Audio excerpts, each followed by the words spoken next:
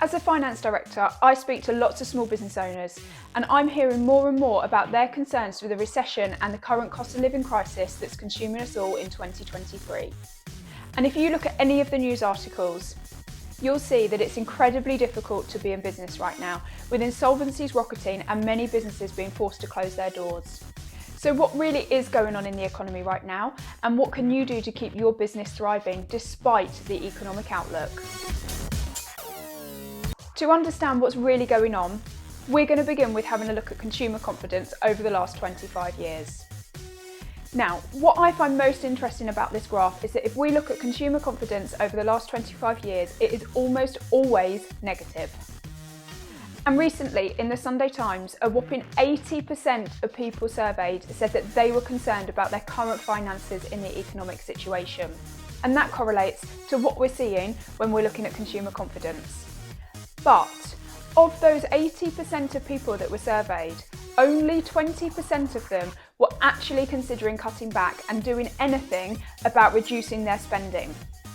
So when we break that down, we've got 20% of the population not worried at all. We've got 80% of the population worried, but only 20% of that 80%, which is actually 16%, is actually doing anything about cutting back. So only 16% of the UK population is currently cutting their spending. So if we now look at how the UK economy has actually performed over the last 25 years, that's what this graph here is showing us. We can see that apart from a couple of blips, this one here is COVID and this one here is Brexit, then overall the UK has always been in growth.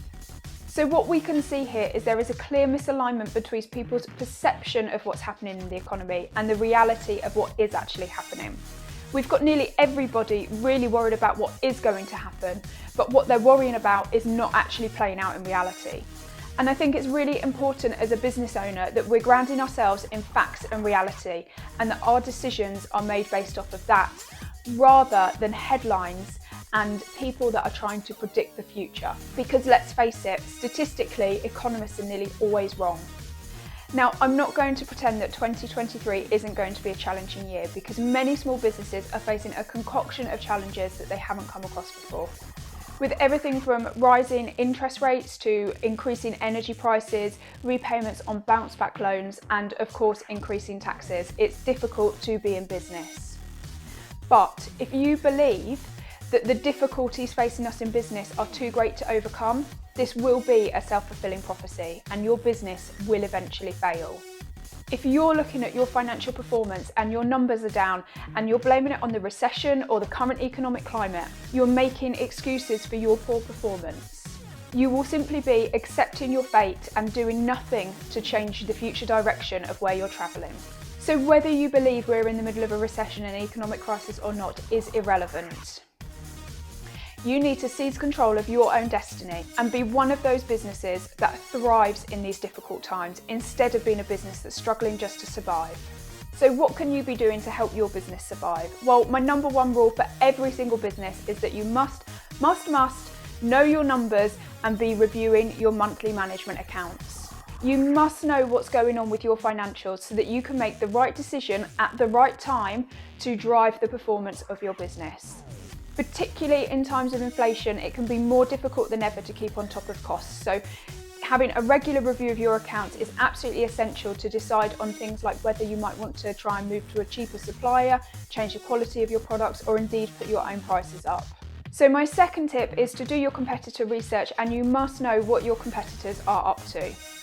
These are changing times and you cannot expect your competitors to be doing what they've always done, so you need to be ready to react. If the soaring energy bills have made them shut up shop on a Monday, you should be opening.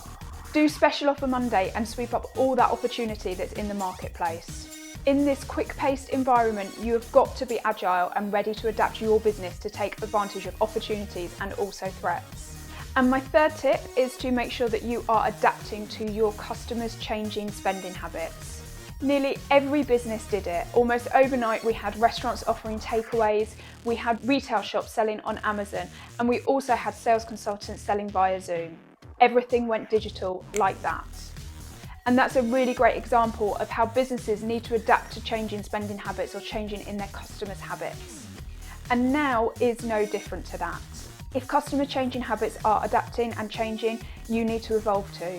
For example, if you're a restaurant and you're seeing lots of people switch to only buying 1 or 2 courses, offer a 3-course fixed price deal that seems too good to miss out on.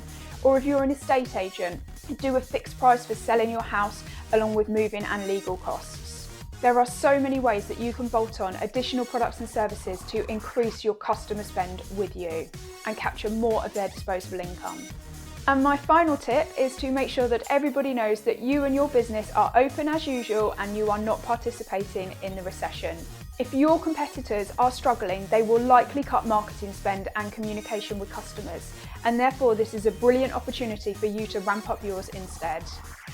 I don't think there could be a more powerful marketing message to put across to people other than how successful your business is by showing that you are completely recession-proof. People will perceive your business like it's the creme de la creme and like you are the top of your game. Your competitors will want to be like you and your customers will want to buy from you. It is such a powerful marketing message that you can take advantage of right now. So if you've enjoyed this video and want more tips on how to grow and run your business from an accountant and entrepreneur like myself, make sure you subscribe to my channel so that you can be notified whenever I release more videos.